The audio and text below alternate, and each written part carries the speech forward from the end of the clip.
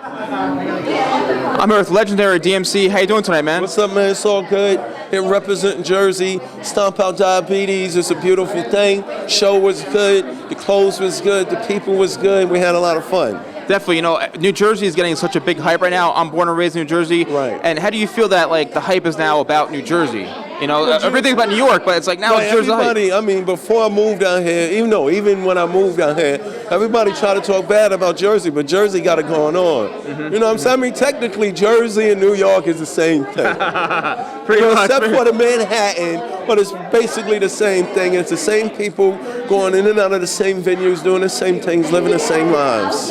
You know, I gotta admit, man, I'm a huge fan of you and, you know, Run-DMC as a whole. I'm an old school DJ from the early 80s, spinning vinyl. I go way back, man. Vinyl is incredible. You know, I just interviewed Rob Bass not too long ago, man. You know, yeah, Big I just Daddy. saw Easy Rock a week ago. Really? Like Big Daddy Kane, all those guys are old school. Exactly. So I have a lot of respect for you, man. One last thing. How do you keep yourself alive, your brand, your image, and what you do, man? What advice can you give put to the people? music and the people first.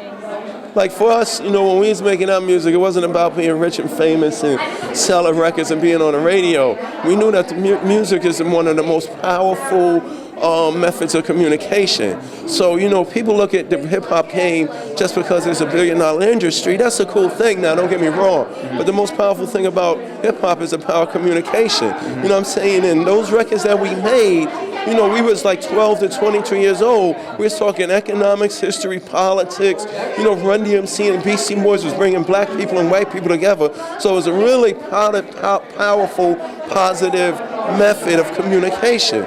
So, you know, for me, I put the music first. And then, I mean, with anything, you got to love what you do. If you have a passion for what you do, things will be good for not only you, but for everybody. Yeah. I have a passion for talking to people. I love talking to people, and it's like people respect that, respond to that. You know what I mean? They see that with other people, and that's how you make things happen. Right. You know, like when you look at all forms of art, it's not a generation gap, it's an information gap.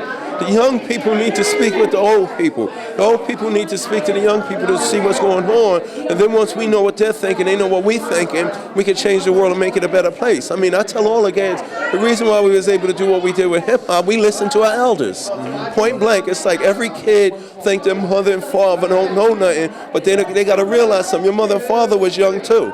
So every lie, every sneaky thing you do, everything you do with your boyfriend and girlfriends and your gangs, and everything you do at school, sneak out that, we did it all. My mother and father did it all. So we wasn't afraid not to listen to the elders. And if you could communicate with your elders, you find something possible that you can utilize as a young age to take you to that next level. I mean, everything our elders told us and we learned in school, we put on a record. So if I'm 15 years old spitting what the elders told me, all the kids 14 and younger, by the time the 12-year-old kid is 15 years old, he's highly evolved. But the problem with rap music now is you got dudes 25 to 45 years old acting, talking, walking, dressing like children. That's why the music is whack, you know what I'm saying? I mean, there's a lot of good stuff out there, true, but the music ain't powerful no more. And that's why Run-DMC, we always took a liking to rock and roll.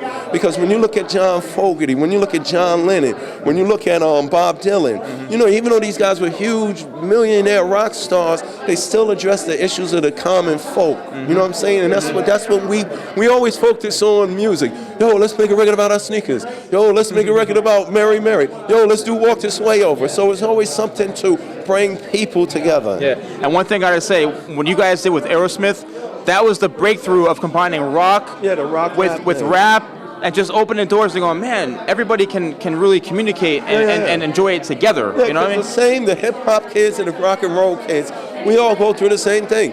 Peer pressure, your teacher, you don't like your mother because she ain't let you outside the house. We got all the same issues that's in common. And you know, I asked Rob Bass last time I talked to him, I said, Rob, what's the difference between hip hop nowadays and back then? Because back then it was about like the rope chains, the big, like the image. It's like you were a big deal if you had the bling. Now it's a little bit different, man. How do you feel about how hip hop has evolved from back then into now? The hip hop now, they ain't responsible.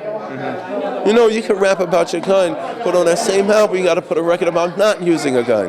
You know what I'm saying? You can rap about a party, but everybody don't go to parties. Everybody don't go to strip clubs. So you can make a record about a certain lifestyle, but you gotta address all the other lifestyles too, because the little kids will think, oh, to be a rapper, I gotta have a gun and be in a gang and have tattoos and drink champagne. No, to be a rapper, I went to St. John's University. You know what I'm saying? I never sold drugs. I never went to jail. I don't want to get shot. That hurts. But I went to St. John's University. I was a school kid. I went to Catholic school all my life. Me too. And I didn't just become a rapper. I became one of the greatest rappers to ever do it. That's right. That's right. And I have a lot of respect for you, man. It really, honestly, it's an honor to talk to you, to meet you. I'm old school. You know what I'm talking? Big Daddy Kane, EPMD. You know what I'm saying? Old school isn't a time period. It's a consciousness. Always remember that. Thank you, man. Thank you.